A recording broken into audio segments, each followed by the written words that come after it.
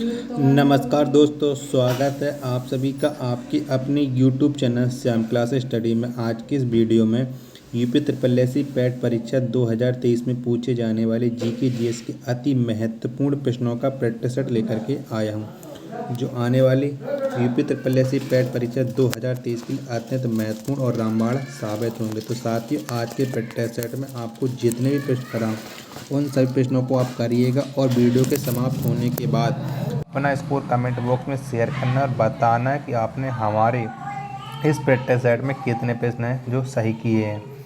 Video पसंद आती है तो वीडियो को आप लाइक कर देना। चैनल को अभी तक आपने सब्सक्राइब नहीं किया तो चैनल को आप जरूर सब्सक्राइब कर लीजिएगा। यूपी ट्रिपल एससी पैट परीक्षा 2023 के लिए हमारे चैनल पर आपको डेली एक प्रैक्टिस सेट मिलेगा, जो आने वाली यूपी ट्रिपल एससी पैट परीक्षा के लिए अत्यंत महत्वपूर्ण और रामबाण होने वाला है।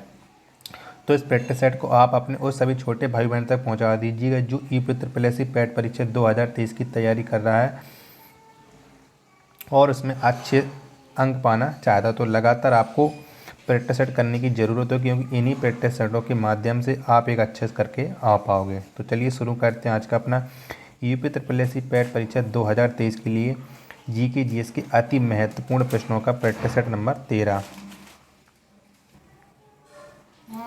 तो पहला प्रश्न है आपके सामने कि उगादि उत्सव किस राज्य में मनाया जाता है। तो कौन से राज्य मनाया जाता है उगादि उत्सव। तो जो उगादि उत्सव है ये मनाया जाता है कर्नाटक राज्य में। किसमें? कर्नाटक राज्य में उगादि उत्सव मनाया जाता है। ऑप्शन नंबर डी इसका राइट आंसर हो जाएगा। अगला प्रश्न है आपके सामने कि बैंक राष्ट्रीयकरण दिवस किस तिथि को मनाया जाता है। तो कौन सी तिथि को मनाया जाता है बैंक राष्ट्रीयकरण दिवस। तो ये मनाया जाता है 19 जुलाई को। कब? 19 जुलाई को बैंक राष्ट्रीयकरण दिवस मनाया जाता है। ऑप्शन नंबर ए इसका राइट आंसर हो जाएगा।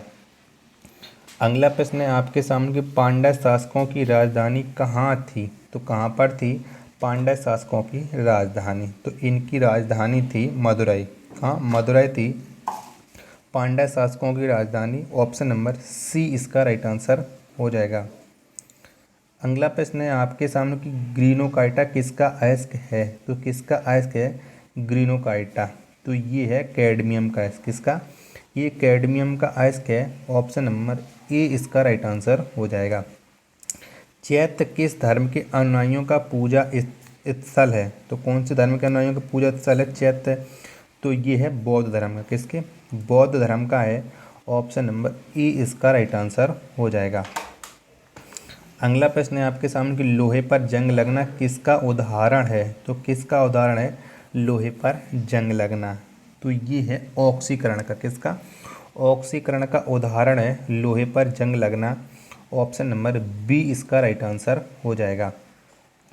अगला प्रश्न है आपके सामने कि जनगणना के तर्ज पर मृत्यु गणना करने वाला पहला राज्य कौन है। तो वो कौन सा राज्य जिसने जनगणना के तर्ज पर मृत्यु गणना की थी। तो वो राज्य है कर्नाटक। कौन सा? कर्नाटक राज्य है। ऑप्शन नंबर बी इसका राइट आंसर हो जाएगा। अगला प्रश्न है आपके सामने कि मुक्तेश्वर मंदिर कहाँ स्थित है। तो कहाँ पर है मुक्तेश्वर मंदिर। तो ये है भुवनेश्वर में। कहाँ? भुवनेश्वर में है मुक्तेश्वर मंदिर। ऑप्शन नंबर ए इसका राइट आंसर हो जाएगा। बायोगैस में कितना प्रतिशत मीथेन होता है। तो कितने प्रतिशत मीथेन होता है बायोगैस में। तो इसमें होता है 65%। कितना? 65% होता है बायोगैस में मीथेन। ऑप्शन नंबर सी इसका राइट आंसर हो जाएगा। अगला प्रश्न है आपके सामने उपभोक्ता के बचत का सिद्धांत किसके द्वारा पारित किया गया था। तो किसने दिया था उपभोक्ता के बचत का सिद्धांत। तो ये सिद्धांत दिया था अल्फ्रेड मार्शल ने। किसने? अल्फ्रेड मार्शल ने। ऑप्शन नंबर बी इसका राइट आंसर हो जाएगा। जन्म मृत्यु पंजीकरण अधिनियम किस वर्ष अस्तित्व में आया। तो किस वर्ष अस्तित्व में आया था जन्म मृत्यु पंजीकरण अधिनियम। तो ये आया था 1969 में। कब? 1969 में ये अस्तित्व में आया था। ऑप्शन नंबर ए इसका राइट आंसर हो जाएगा। अगला प्रश्न है आपके सामने कि मौर्य काल में वन विभाग का प्रमुख अधिकारी कहलाता था। तो क्या कहलाता? मौर्य काल में वन विभाग का प्रमुख अधिकारी? तो ये कहलाता था आटविक। क्या आटविक कहलाता था? ऑप्शन नंबर डी इसका राइट आंसर हो जाएगा। नेक्स्ट प्रश्न है आपके सामने कि प्रथम प्रवासी भारतीय दिवस सम्मेलन कहाँ में हुआ था? तो कहाँ पर हुआ था प्रथम प्रवासी भारतीय सम्मेलन? तो ये हुआ था नई दिल्ली में। कहाँ पर? नई दिल्ली में हुआ था। ऑप्शन नंबर बी इसका राइट आंसर हो जाएगा। भारत का प्रथम कार्यवाहक प्रधानमंत्री कौन थे? तो कौन थे भारत के प्रथम कार्यवाहक प्रधानमंत्री? तो बताइएगा इसका राइट आंसर क्या हो जाएगा। तो भारत के प्रथम कार्यवाहक प्रधानमंत्री थे गुलजारी लाल नंदा। कौन? Gulzari Lal Nanda. Option number C इसका राइट आंसर हो जाएगा।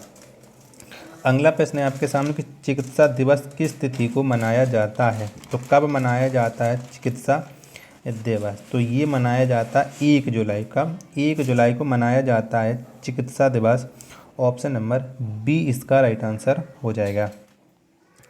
अगला प्रश्न है आपके सामने कि होम रूल लीग की स्थापना किसके कार्यकाल में हुई थी? तो किसके कार्यकाल में हुई थी होम रूल लीग की स्थापना? तो ये हुई थी लॉर्ड चेम्सफोर्ड के शासनकाल में। किसके? लॉर्ड चेम्सफोर्ड के शासनकाल में हुई थी होम रूल लीग की स्थापना। ऑप्शन नंबर बी इसका राइट आंसर हो जाएगा।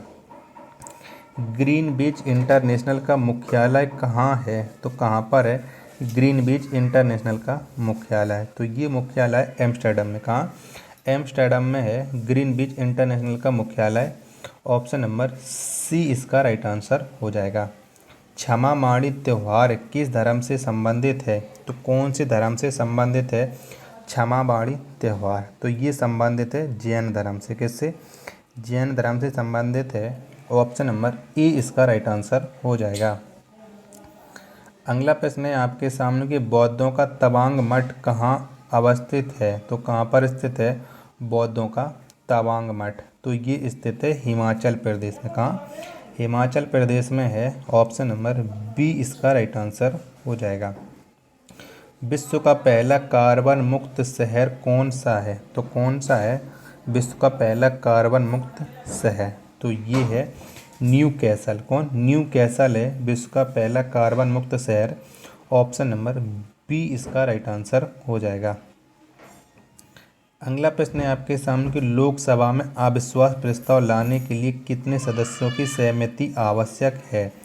तो कितने सदस्यों की सहमति आवश्यक है लोकसभा में अविश्वास प्रस्ताव लाने के लिए? तो इसमें है 50 सदस्यों की सहमति आवश्यक। ऑप्शन नंबर बी इसका राइट आंसर हो जाएगा।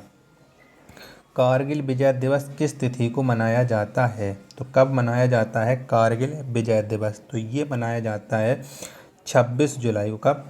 26 जुलाई को कारगिल विजय दिवस। ऑप्शन नंबर डी इसका राइट आंसर हो जाएगा। नेक्स्ट प्रश्न है आपके सामने गोपथ ब्राह्मण किस वेद से संबंधित है? तो कौन से वेद से संबंधित है गोपथ ब्राह्मण? तो ये संबंधित है अथर्ववेद से। किससे? अथर्ववेद से। ऑप्शन नंबर बी इसका राइट आंसर हो जाएगा। कबक की कोशिका भित्ति किसकी बनी होती है? तो किसकी बनी होती है कबक की कोशिका भित्ति? तो ये बनी होती है काइटिन की। किसकी? काइटिन की बनी होती है। ऑप्शन नंबर सी इसका राइट आंसर हो जाएगा। अगला प्रश्न है आपके सामने कि दीनबंधु सार्वजनिक सभा की स्थापना ज्योतिबा फूले ने कब की थी? तो कब की थी ज्योतिबा फूले ने दीनबंधु सार्वजनिक सभा की स्थापना? तो ये स्थापना की थी 1884 में। कब? 1884 में। ऑप्शन नंबर सी इसका राइट आंसर हो जाएगा। अगला प्रश्न है आपके सामने कि भारत में पहली कृषि जनगणना किस वित्तीय वर्ष में हुई थी? तो कौन से वित्तीय वर्ष में हुई थी भारत में पहली कृषि जनगणना? तो ये हुई थी 1985 और 1970-71 में हुई थी भारत में पहली कृषि जनगणना। ऑप्शन नंबर ए इसका राइट आंसर हो जाएगा। अगला प्रश्न है आपके सामने कि मौर्य काल में नगर का अध्यक्ष क्या कहलाता था? तो क्या कहलाता मौर्य काल में नगर का अध्यक्ष? तो ये कहलाता नायक। क्या? नायक कहलाता था। ऑप्शन नंबर सी इसका राइट आंसर हो जाएगा। वीडियो पसंद आ रही तो वीडियो को ज़रूर लाइक कर देना। अगला प्रश्न है आपके सामने कि चतुर्थ आंग्ल मैसूर युद्ध किस गवर्नर जनरल के शासनकाल में हुआ था। तो कौन से गवर्नर जनरल के शासनकाल में हुआ था चतुर्थ आंग्ल मैसूर युद्ध। तो ये हुआ था लॉर्ड वेलेजली के शासनकाल में। ऑप्शन नंबर ए इसका राइट आंसर हो जाएगा। अगला प्रश्न है आपके सामने कि विश्व में सर्वप्रथम प्रत्यारोपण संभव होने वाला अंग कौन सा है। तो कौन सा अंग है विश्व में सर्वप्रथम प्रत्यारोपण संभव होने वाला अंग। तो वो अंग है हृदय। कौन सा हृदय है। ऑप्शन नंबर बी इसका राइट आंसर हो जाएगा। रामायण महाभारत और मनुस्मृति की रचना किस काल में हुई थी। तो कौन से काल में हुई थी रामायण महाभारत और मनुस्मृति की रचना। तो ये हुई थी शुंग काल में। किसके शुंग काल में हुई थी। तो ऑप्शन नंबर बी इसका राइट आंसर हो जाएगा। अफ्रीका का एकमात्र बलित पर्वत कौन सा है। तो कौन सा है अफ्रीका का एकमात्र बलित पर्वत। तो ये है एटलस पर्वत। कौन सा एटलस पर्वत है अफ्रीका का एकमात्र बलित पर्वत। ऑप्शन नंबर ए इसका राइट आंसर हो जाएगा। अगला प्रश्न है आपके सामने किसी गैस का अणु भार उसके वाष्प घनत्व का कितना होता है। तो कितना होता है किसी गैस का अणु भार उसके वाष्प घनत्व का। तो ये होता है दुगना। कितना दुगना होता है। ऑप्शन नंबर बी इसका राइट आंसर हो जाएगा। अगला प्रश्न है आपके सामने कि राज्य सरकार का वास्तविक प्रधान कौन होता है। तो कौन होता है राज्य सरकार का वास्तविक प्रधान। तो इसका वास्तविक प्रधान होता है मुख्यमंत्री। कौन मुख्यमंत्री होता है। ऑप्शन नंबर बी इसका राइट आंसर हो जाएगा। अगला प्रश्न है आपके सामने कि द चाइना पैसेज पुस्तक के लेखक कौन है। तो कौन है इस पुस्तक के लेखक। तो द चाइना पैसेज पुस्तक के लेखक है जेके गोलब्रेथ। कौन जेके गोलब्रेथ हैं द चाइना पैसेज पुस्तक के लेखक। ऑप्शन नंबर सी इसका राइट आंसर हो जाएगा। अगला प्रश्न है आपके सामने कलिंग युद्ध का वर्णन अशोक के किस शिलालेख में है। तो कौन से शिलालेख में है कलिंग युद्ध का वर्णन। तो ये अशोक के 13वें शिलालेख में। किसमें 13वें शिलालेख में है। ऑप्शन नंबर सी इसका राइट आंसर हो जाएगा। अगला प्रश्न है आपके सामने कि जड़त्व का नियम भी कहलाता है। तो कौन सा कहलाता है जड़त्व का नियम। तो ये कहलाता है न्यूटन का प्रथम गति नियम। ऑप्शन नंबर ए इसका राइट आंसर हो जाएगा।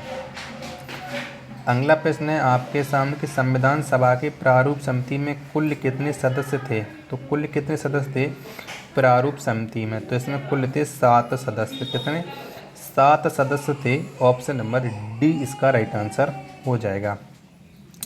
अगला प्रश्न है आपके सामने कि अंग्रेजों ने दक्षिण भारत में अपनी पहली फैक्ट्री किस वर्ष खोली थी। तो किस वर्ष खोली थी अंग्रेजों ने दक्षिण भारत में अपनी पहली फैक्ट्री। ये आपको बतानी है।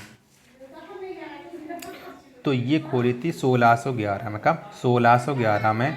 ऑप्शन नंबर बी इसका राइट आंसर हो जाएगा।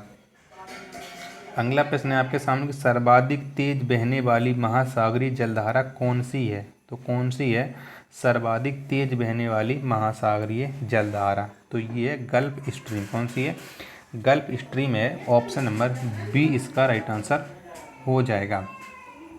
अगला प्रश्न है और लास्ट प्रश्न है आज की इस वीडियो का कि मूर्ति देवी पुरस्कार किस क्षेत्र में दिया जाता है। तो कौन से क्षेत्र में दिया जाता है मूर्ति देवी पुरस्कार। तो ये दिया जाता है साहित्य के क्षेत्र में। किसके साहित्य के क्षेत्र में। ऑप्शन नंबर बी इसका राइट आंसर हो जाएगा। तो अब आप बताइए आपको ये वीडियो कैसी लगी। वीडियो पसंद आई हो तो वीडियो को आप लाइक कर देना। चैनल को आपने अभी तक सब्सक्राइब नहीं किया तो चैनल को आप जरूर सब्सक्राइब कर लीजिएगा। मिलते हैं अपन नेक्स्ट वीडियो तथा नेक्स्ट प्रैक्टिस सेट में। तब तक के लिए धन्यवाद। जय हिंद मेरे प्यारे साथियों।